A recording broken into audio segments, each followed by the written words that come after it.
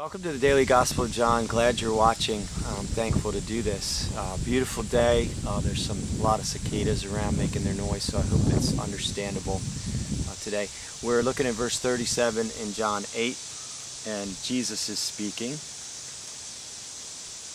I know you are Abraham's descendants, yet you are really ready to kill me because you have no room for my word.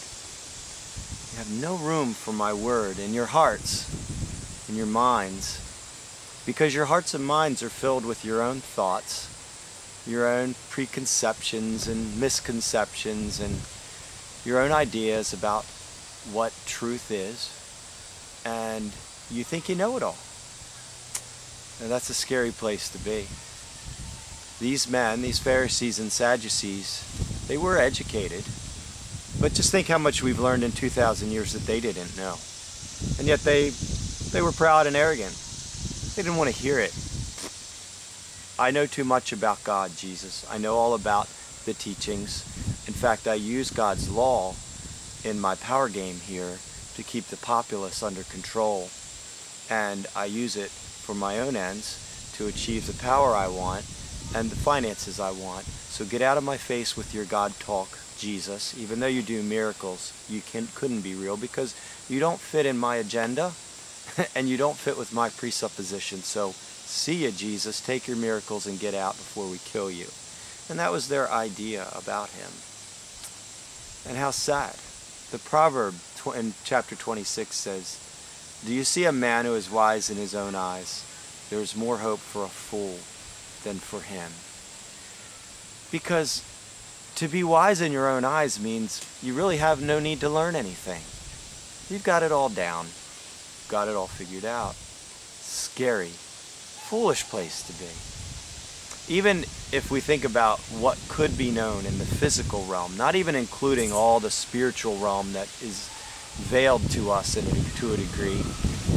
Let's say the cover of this Bible represented all knowledge of all things in all the universe, from the furthest galaxy to subatomic particles, everything in between, including all history, all literature, everything is represented here.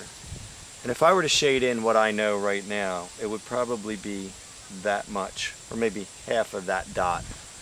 Compared to what could be known, we know so little.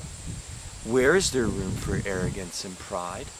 Isn't it absolutely ridiculous?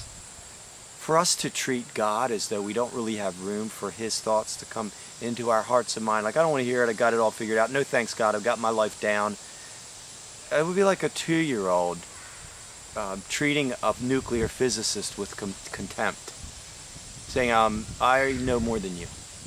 Well, that's stupid. So God opposes the proud. He hates human pride.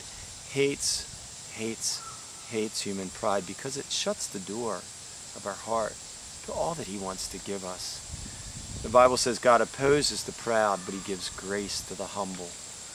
He pours out his blessing, his goodness, his knowledge, his truth, his wisdom from above. He wants to rain it down on us like a shower, but only if our hearts are open will we receive it. So he opposes the proud. He gives grace to the humble. And as he says in James, if any of you lacks wisdom, let him ask of God who gives to all men generously. But you know what? You have to first admit that you lack wisdom. That's humility. And that's wisdom. If there's a God that created all of this with his words and more, he certainly knows more than us. It'd be foolish to bypass him in our search to figure it all out. In Jeremiah, God says, call to me, and I will answer you, and I will show you great and unsearchable things you've never known. That is wisdom. Call to him, the God who is. He wants to give you so much.